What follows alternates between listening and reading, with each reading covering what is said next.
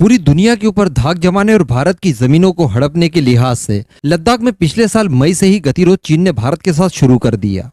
पूर्वी लद्दाख में वास्तविक नियंत्रण रेखा यानी एलएसी में पेंगोंग झील और अन्य क्षेत्रों पर अपने सैनिकों की गोलबंदी कर दी। पिछले साल 15 जून को गलवान घाटी में भारत और चीन की सेनाओं के बीच में जो हिंसक झड़प हुई, जिसमें 20 भारतीय जवान शहीद हो गए और 40 से ज्यादा चीनी सैनिक मारे गए, उसके बाद तो ये तनाव अपने चरम पर पहुंच गया। तब तनाव को घटाने के लिए विवादित क्षेत्रों से चीनी सैनिकों को पीछे हटाने को लेकर दोनों देशों के बीच में सैन्य और राजनीतिक स्तर पर बातचीत भी हुई। काफी हद तक मामला शांत हुआ, लेकिन फिर भी अभी तक जून 2022 वाली स्थिति यहाँ पर क्रिएट नहीं हो पाई है, यानी अभी भी गतिरोध चालू है। इन सबको देखते हुए भारत ने भी अपनी तैयारी बहुत हद तक कर ली है। कई सारी मिसाइलों के डिप्लॉयमेंट के साथ साथ भारत ने अपनी इंटरकॉन्टिनेंटल बैलिस्टिक मिसाइल यानी अग्नि 5 का भी कड़े विरोध के बाद में टेस्ट कर लिया और ये टेस्ट पूरी तरह से सक्सेसफुल रहा। इसी के साथ साथ ब्रह्मोस मिसाइल, निर्भय मिसाइल, पिनाका रॉकेट्स, शौर्य मिसाइल जैसी कई सारी मिसाइलें हमने एलएसी पर तैनात करके चाइना को कड़ा संदेश देने की कोशिश की है। इसी के साथ साथ रफाल को भी हमने चाइना को काउंटर करने के लिए पश्चिम बंगाल में तैनात कर दिया है। कुल मिलाकर भारत की किसी भी तरह की कोई भी कमी यहाँ पर दिखाई नहीं दे रही है। इन सब के बाद चाइना वैसे ही बौखलाया हुआ था, लेकिन अभी चाइना को एक नया मौका मिल गया है और नया मौका मिला है सीडीएस विपिन रावत साहब के तौर पर। हुआ क्या है देखिए। सीडीएस विपिन रावत जी अपने आप में बहुत एक्सपीरियंस रखते हैं और भारत की सैन्य ताकत को वो लगातार बढ़ाने के लिए अलग अलग प्रयास कर रहे हैं और अपने अनुभव का इस्तेमाल कर रहे हैं। ऐसी परिस्थिति में उन्होंने कहा किस तरह की डिप्लॉयमेंट करनी चाहिए, इसका निर्धारण किया। इसी के साथ साथ उन्होंने रॉकेट फोर्स के निर्माण के लिए भी जोर दिया और ये सार्वजनिक रूप से कहा कि भारत के पास भी जल्दी ही एक रॉकेट फोर्स होगी।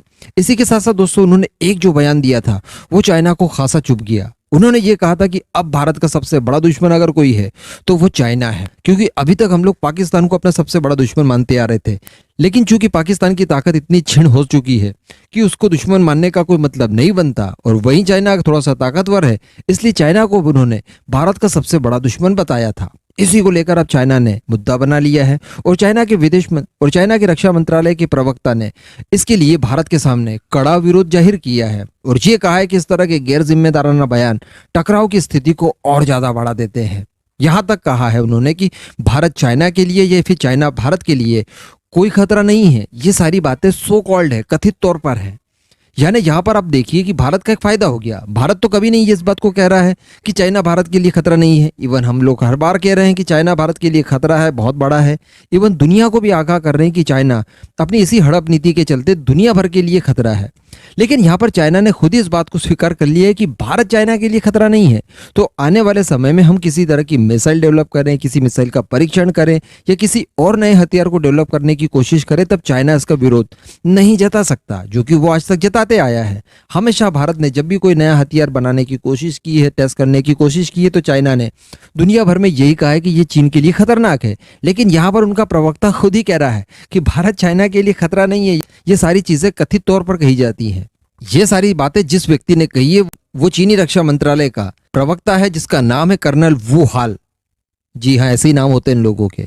दरअसल इस प्रवक्ता ने गुरुवार को प्रेस कॉन्फ्रेंस के दौरान ये सारी बातें कही। इसने ये कहा कि भारतीय अधिकारी बिना किसी कारण के तथाकथित चीनी सैन्य खतरे पर अटकलें लगाते हैं, जो दोनों देशों के नेताओं के रणनीतिक मार्गदर्शन का गंभीर उल्लंघन है। चीन और भारत एक दूसरे के लिए खतरा नहीं है। तो कुल मिलाकर ये कहा जा सकता है कि सीडीएस साहब की जो रणनीति है चीन के खिलाफ वो काफी काम कर रही है और साथ ही चाइना ये भी समझ चुका है कि इस तरह की बयानबाजियों के चलते, इस तरह की रणनीतियों के चलते चाइना की नेगेटिव छवि को भारत पूरी दुनिया में प्रसारित कर रहा है, जो कि चाइना के स्वास्थ्य के लिए बिल्कुल भी अच्छी नहीं है। भारत जो कि दुनिया का सबसे बड़ा लोकतंत्र है, वो अगर किसी देश को अपने लिए खतरा मान सकता है तो डेफिनेटली जो दुनिया के मोस्ट प्रॉब्ली देश हैं जो कि डेमोक्रेटिक है, वो भी चाइना को अल्टीमेटली अपने दुश्मन के तौर पर देखेंगे। एटलीस्ट दोस्त तो बिल्कुल नहीं देखेंगे और इसमें चाइना की ग्लोबल छवि को बहुत धक्का लगता है। इस वजह से इस तरह की चीजें चाइना के स्पोक पर्सन ने कही है, यानी यहाँ पर फेस क्लीनिंग की कोशिश इन्होंने की है।